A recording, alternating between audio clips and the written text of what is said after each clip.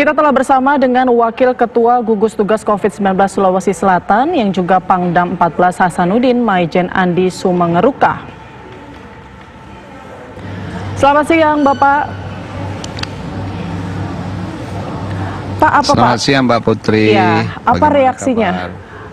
Alhamdulillah baik. Bapak, apa reaksinya Pak melihat kejadian warga yang menjemput paksa jenazah keluarganya di rumah sakit? Ya, kalau kita melihat kondisi itu ya patut kita sayangkan kejadian itu terjadi. Tetapi kita ingin sampaikan saja bahwa proses ini kan kalau di gugus tugas itu hanya cuma menjalankan prosedur tetap. Proses manakala ini proses jenazah meninggalnya itu jam 9.15. Pada saat itu rumah sakit menginformasikan ke gugus tugas, baik itu ke gugus tugas kota Madia, dan itu diteruskan ke gugus tugas provinsi. Setelah kami menerima informasi itu kan protap yang ada di gugus tugas itu, kita meyakinkan lagi ke rumah sakit. Manakala sudah diyakinkan bahwa hasilnya memang itu adalah PDP, kita sudah berlakukan protokol. Nah, ini prosedur yang ada di gugus tugas. Dengan ada kejadian seperti itu, memang kita sayangkan semua. Kenapa bisa terjadi seperti itu? Oleh karena itu, ya pada kesempatan yang baik ini, kami ingin menghimbau kepada seluruh masyarakat untuk tidak melakukan hal-hal yang seperti ini. Kalau itu terus dilakukan, maka tidak akan bisa kita memutus mata rantai. Kemarin kami bersama-sama dengan Forkopimda dipimpin oleh Bapak Gubernur. Di situ juga hadir Pak Kapolda, seluruh stakeholder yang hadir. Di situ kita sampaikan dengan adanya kasus-kasus seperti ini.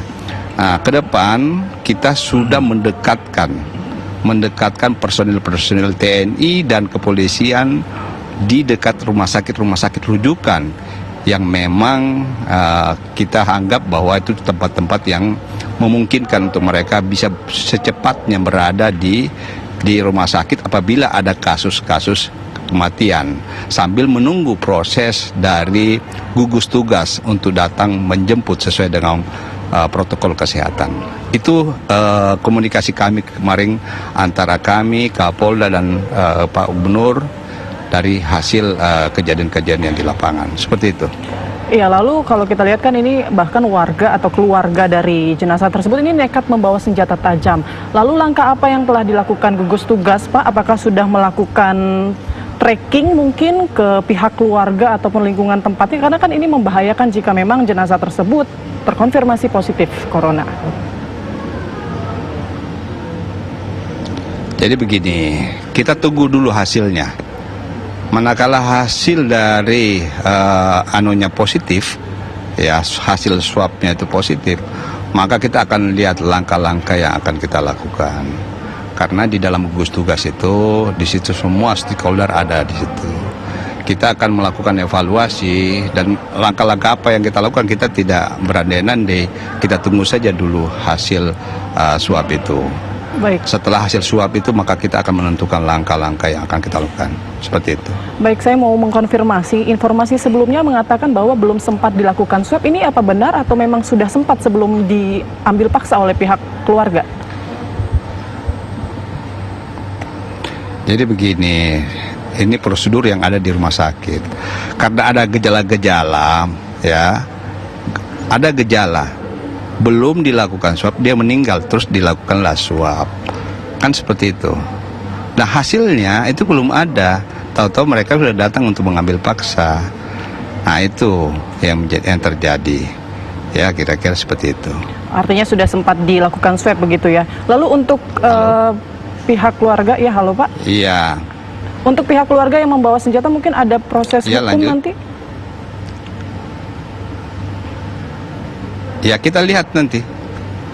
Ya, karena ini adalah bagian dari upaya kita untuk memberikan efek ya kepada masyarakat yang sehingga kejadian seperti ini tidak boleh terulang lagi. Gitu.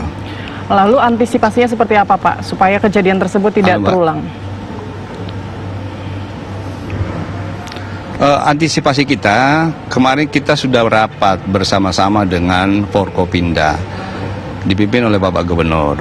Di situ kita mengkomunikasikan untuk mengantisipasi ke depan, maka saya bersama-sama dengan Bapak Kapolda akan menempatkan personil-personil yang berdekatan dengan rumah sakit rujukan, sehingga apabila ada kasus kematian, maka mereka bisa langsung berada di rumah sakit itu sambil menunggu proses, karena protokol kesehatan itu kan adalah proses.